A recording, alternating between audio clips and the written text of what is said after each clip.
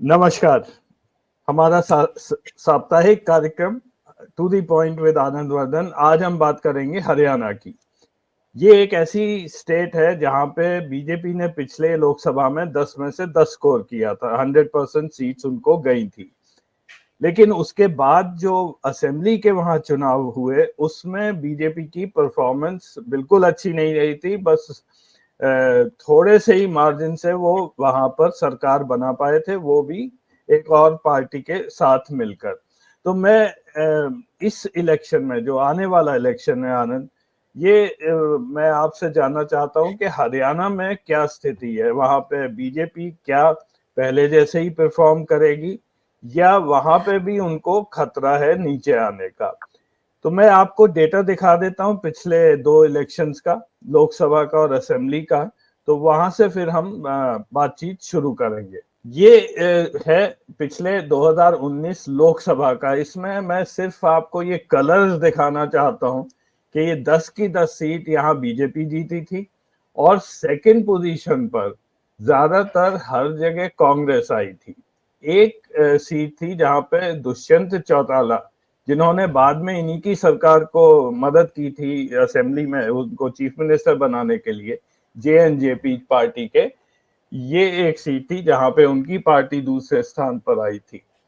लेकिन अगर आप मार्जिन देखें तो मार्जिन, काफी ज्यादा मार्जिन से बीजेपी यहाँ पर जीती थी।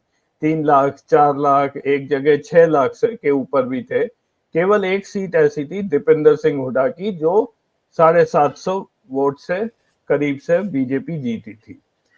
तो ये लोकसभा की स्थिति थी। और लोकसभा के इसी इलेक्शन में अगर आप वोट शेयर देखें तो बीजेपी का वोट शेयर यहाँ पे 50% से ऊपर था, 58.21।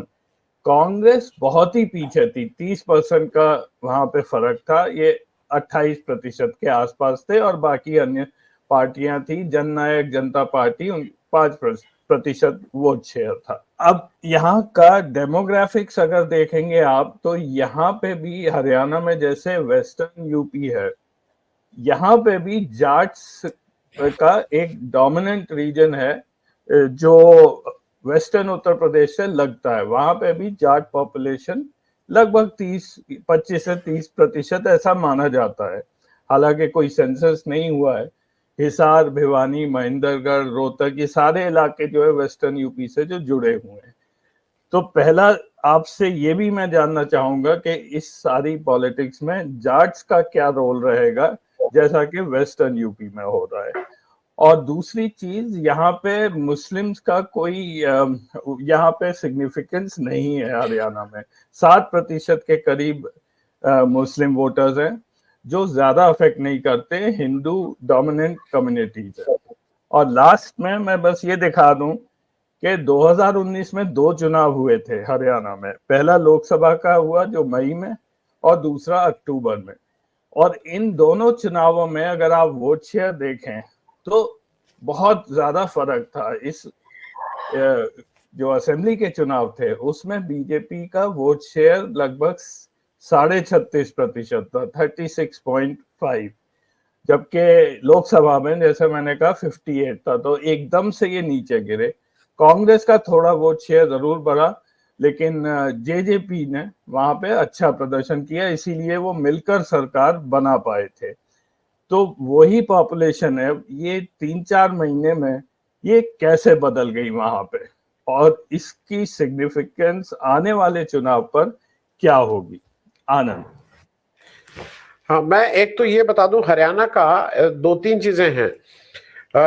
हरियाणा कांग्रेस का बहुत ऐसा नहीं है कि बिल्कुल उस पर उसका स्ट्रांग होल्ड रहा है। वहां पे देवीलाल, भजनलाल, बंसीलाल, इन लोगों की जो तिकड़ी थी, इसने बहुत दिनों तक उस को रूल किया, उस स्टेट को। लेकिन 1999 में 0 सीट कांग्रेस की थी। लेकिन नेक्स्ट इलेक्शन जब 2004 का हुआ तो वो कांग्रेस वहां पे 9 सीट लेके आई थी। फिर 2009 में भी 9 सीट लेके आई। लेकिन उसके जस्ट बाद 14 में वो 1 सीट पे आ गई थी। तो एक तो हरियाणा की पॉलिटिक्स बहुत ही व्यक्ति ड्रिवन होती है। ये बीजेपी ने, जैसा आपने लिखा भी है कि एक सोशल इंजीनियरिंग करके नॉन जाट वोट को कंसोलिडेट किया है, जिसकी वजह से वो बीजेपी को वोट मिला है। नहीं तो अदरवाइज वहां पे जो वोट होते थे वो 2-3 कद्दावर नेता 3-4 होते थे, उन्हीं के इर्द गिर्द घूमते थे और वही उसको ड्राइव करते थे। दूसरी बात यह कि कांग्रेस के अंतर कलह बहुत थे, मतलब इसमें कहीं कोई दो राय नहीं है कि पिछले 15-20 वर्षों के बाद असल में जो भूपेंद्र सिंह हुड्डा साहब हैं, ये करीब 10 वर्षों तक इन्होंने वहां पे सत्ता चलाई थी, 2005 से 2009 और 2009 से 2014, अगर मैं गलत नहीं, हाँ यही दो।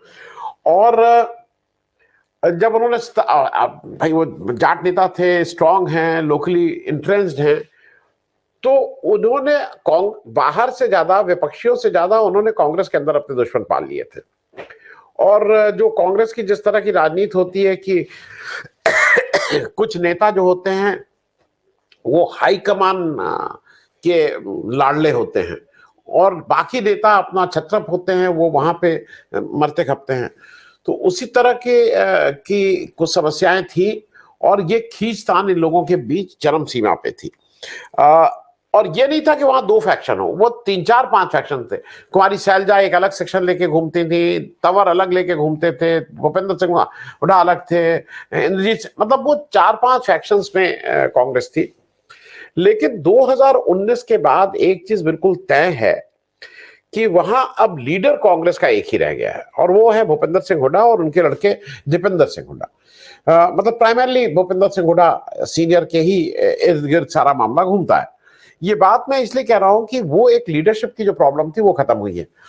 जैसा आपने भी बताया कि 2019 इलेक्शन में मैं आप ही के डेटा से मैं लेके देख रहा था, बहुत डिसाइसिव विक्ट्री थी बीजेपी की। मतलब वहां कुल 10 सीटें हैं, उसमें 6 सीटों में 3.5 लाख 4 लाख के आसपास वोटों से बीजेपी जीत रही थी। मतलब 6 सीटों में 3.5, 4, 380, 390 इस तरह से जीत रही थी। 2 सीट पे 6 लाख से ज्यादा वोटों से जीती है बीजेपी। और ये मैं इसलिए बता रहा हूं, वहां एक सीट है जहां पे 1.64 लाख से जीती और एक सीट है जहां 7,500 से जीती। और ये जानना दिलचस्प होगा कि रोहतक की सीट थी। रोहतक की सीट में दीपेंद्र हुड्डा, जो भूपेंद्र सिंह हुड्डा के लड़के हैं, पॉपुलर फेस है कांग्रेस का। अगर लोगों को याद हो तो अभी कांग्रेस की एक राम जन्मभूमि में जब प्राण प्रतिष्ठा हो रही थी, उससे पहले कांग्रेस ने कॉल दी थी कि चल के सब लोग सरयू में स्नान करेंगे और ये सब करेंगे।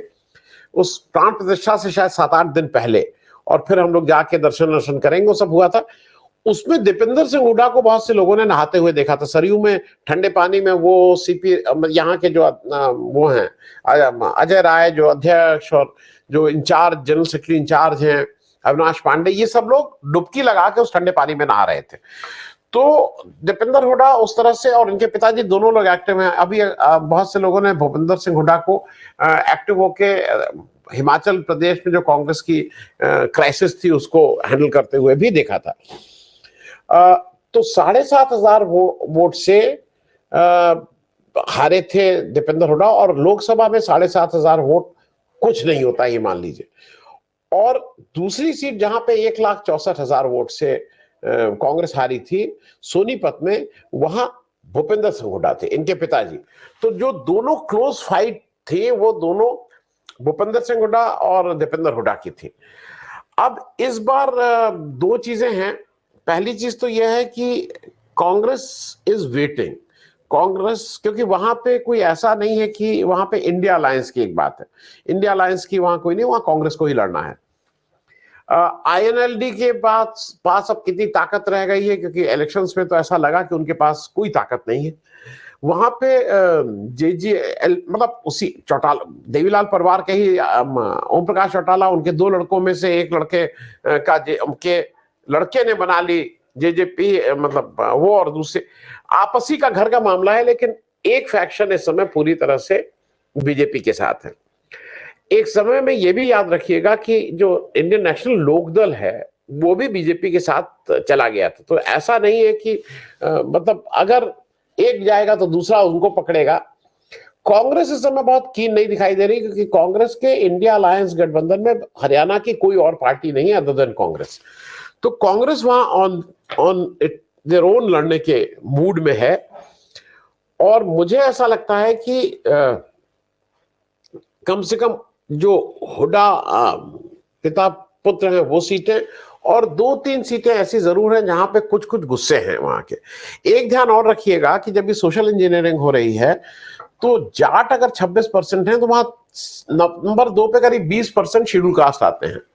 और शेड्यूल कास्ट का एक ध्यान रखिएगा कि वहां आज भी बीएसपी की इतनी बुरी स्थिति में भी बीएसपी का वोट परसेंटेज 4, 4.5, 5% के आसपास हरदम रहता है। तो अब वहां पे ये जो चौधरी देवीलाल जी के घर वाले हैं, उन्हीं के ओम प्रकाश चौटाला, फिर ओम प्रकाश चौटाला के लड़के, फिर उनके लड़के आपस में ही है। लेकिन ये दोनों लोग आईएनएलडी हो चाहे जेजेपी हो, ये सब लोग बीजेपी के साथ बहुत कंफर्टेबल रहे हैं पास्ट में भी। वहां पे मुझे ऐसा लगता है कि कांग्रेस अकेले ही इलेक्शन लड़ रही है, वहां उसका कोई वो नहीं गठबंधन का है। लास्ट मिनट हो सकता है कि कुछ इस तरह का अगर हो जाए चमत्कार तो चमत्कार हो जाए। लेकिन दो तीन चीजें हैं जिसको मैं फिर से उसको आपको बता दूं।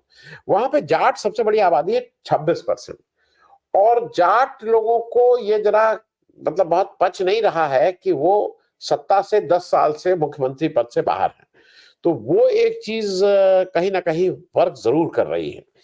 और इस समय चूंकि अब चौधरी देवीलाल, बंसीलाल और ओम प्रकाश चौटाला जो सबसे बड़े जाट लीडर, हालांकि कोई जाट एक दूसरे को, एक और चीज है जाट में, जैसे ज्यादातर इस तरह की जहां पंचायत होती है, दूसरा अपने से बड़ा किसी को नहीं मानता है। लेकिन पॉपुलैरिटी वाइज सबसे नामी गिरामी और सबसे प्रभावशाली लीडर तो वहां हुड्डा फैमिली इस समय है, मतलब भूपेंद्र सिंह हुड्डा और दीपेंद्र सिंह हुड्डा 26% है। शेड्यूल कास्ट करीब 20% है। और जो ये अभी आप देख सकते हैं, ये बीएसपी अपने इस दुर्दिन में भी वो कोई सीट नहीं जीत रही है, ना विधानसभा जीत रही है, ना लोकसभा जीत रही है, लेकिन 4-4.5% का वोट उसके पास कंसिस्टेंट रहता है। मैं वहां एक वोट और इंपॉर्टेंट है, उसको कह के फिर खत्म करूंगा बात। वहां एक वोट इंपॉर्टेंट है यादव, उनको अहिर वो बोलते हैं, और ये रेवाड़ी के आसपास रहते हैं ये लोग। मैं याद के लिए दिखा दूं, दर्शकों को बता दूं कि वो रिजांगला की जो एक लड़ाई हुई थी जिसमें मेजर शैतान सिंह ने राजपूतों की एक पलटन, मतलब राजपूत किसी सेकंड राजपूत था या जो भी राजपूत था, उसको लीड किया था। और उसके जो सैनिक थे वो सब अहिर थे इसी रेवाड़ी के, और इन लोगों ने बहुत वीरता से लड़े थे। जब 114 या 117 लोगों ने शहादत दी थी 62 की वॉर में। तो ये वॉरी मतलब ये वो कौम है जिसके यहाँ के जवान हैं और किसान हैं। इस बार ऐसा लगता है कि ये लोग भी थोड़ा खफा हैं। योगेंद्र यादव जी भी यहीं पे एक्टिव रहते हैं, उनका भी यहीं पे प्रभाव क्षेत्र है। हालांकि वोट की दृष्टि से तो उनके पास ऐसा कुछ बहुत है नहीं, लेकिन यही उनका प्रभाव क्षेत्र है। मैंने याद के लिए सिर्फ आपको बता दिया। अजय,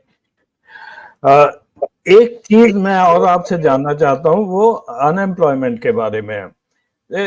हरियाणा के फिगर जो आ रहे हैं अनएम्प्लॉयमेंट के, यूथ अनएम्प्लॉयमेंट के, वो काफी हाई होते हैं, बाकी इंडिया के एवरेज से ज्यादा ही रहते हैं।